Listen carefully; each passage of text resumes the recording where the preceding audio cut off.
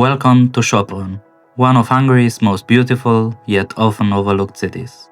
With almost 2000 years of history, stunning architecture, and a charming atmosphere, Sopron is a destination that surprises many visitors. Located just 1 hour from Vienna, right on the Austrian-Hungarian border, this historic city has witnessed the rise and fall of empires, served as an important trading center, and preserved its rich cultural heritage remarkably well.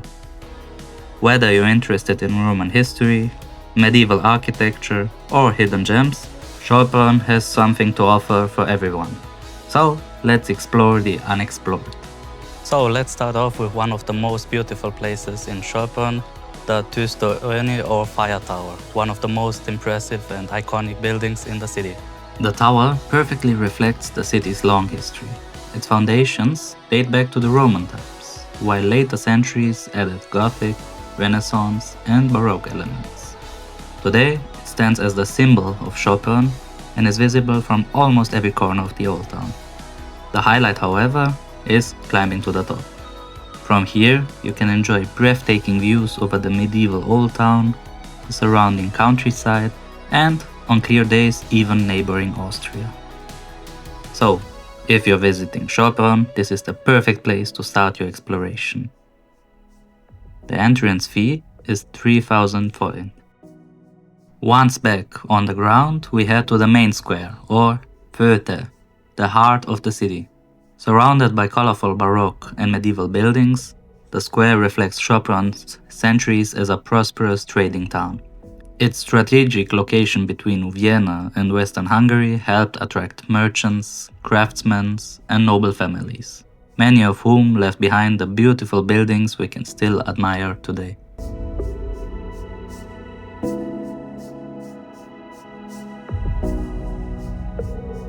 Of course, no visit to Sopron would be complete without trying some local food. At a restaurant at the main square, I tried pörkölt with noketli, a traditional Hungarian stew that I really enjoyed. We also ordered 2 different chicken dishes, one with a pepper sauce and another topped with cheese, both of which were very good. To drink, I went for a Soproni beer, which is considered one of the best beer brands in Hungary. And to finish the meal, I tried traditional gombots with sour cream and strawberry jam. And honestly, I can really recommend every dish that I ate. Sopron's history goes back almost 2000 years, and in this place you can see the ruins of the old city.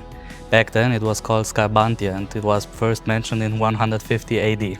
Back in the Roman times, it was an important stop and important trading hub on the so-called Amber Route connecting the empire. The remains you can see nowadays are not that large, but it is interesting to note that many buildings in the so-called main square are built over Roman ruins. That comes to show you how old and interesting the city's history is. So, right behind me we have the main cathedral of Sopron, also known as the Goat Church. So, according to local legend, the site where the cathedral is right now, there was a treasure buried by a thief, and a goat found it, so that is why the cathedral was built. Over the centuries, it underwent several renovations, helping preserve its remarkable Gothic architecture. Inside, you can experience beautiful interiors filled with intricate details, colorful decorations, and a sense of history that reflects the church's importance to the city. So right behind me we have the Storno House, which is a beautiful building dating back to the 16th century. 2 very important Hungarian personalities lived here for a while, King Matthias Corvinus as well as Ferenc Liszt. It got its name Storno from the Swiss Franz Storno, who was an art collector and renovator and who bought this house. It is a very beautiful museum that you have to visit, so let's go inside. Today, it is one of the city's most fascinating museums and contains several different exhibitions. My personal favorite is the Storno collection. The Storno family played an important role in preserving Sopron's heritage by restoring historic buildings and collecting works of art. The exhibition includes armors, manuscripts, furniture, paintings and beautifully preserved rooms that offer a glimpse into the lives of Sopron's wealthy citizens during the 18th and 19th centuries.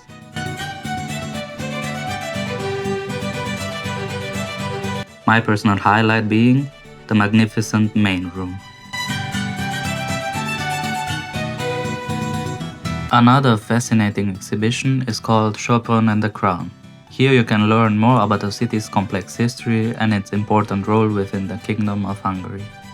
Following the Ottoman conquest of Hungary in the 16th century, Sopron became one of the most important cities of Royal Hungary and hosted several Hungarian diets, making it thus one of the most significant political centers during this period.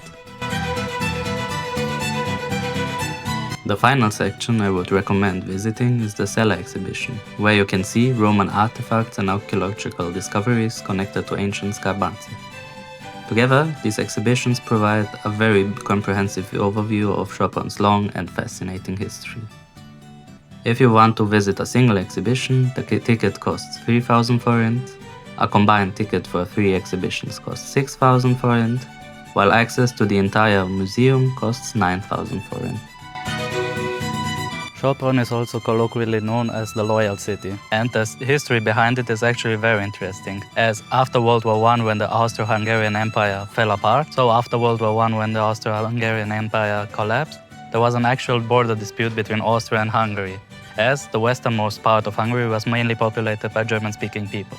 And Sopron was also majority German. And the initial plan was for it to be the new capital of the newly created Burgenland county inside of Austria. But in 1921 there was an actual referendum held in the city asking people if they rather want to be part of Hungary or Austria. And the interesting thing is that 65% of the people voted in favor of Hungary instead of Austria. As you can see, one historic decision had changed the entire history of the city. Our next stop is the Ursuline Church and Convent, one of Sopron's most elegant religious landmarks. The Ursuline order arrived in the city during the 18th century and played an important role in education for generations.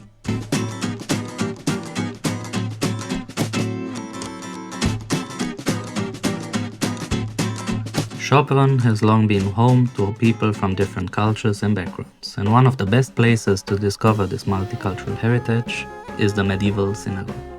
Dating back to the 14th century, it is one of the oldest preserved synagogues in Central Europe. Today, the museum tells the story of Sopron's Jewish community and offers you a fascinating insight into a chapter of its history that is often overlooked.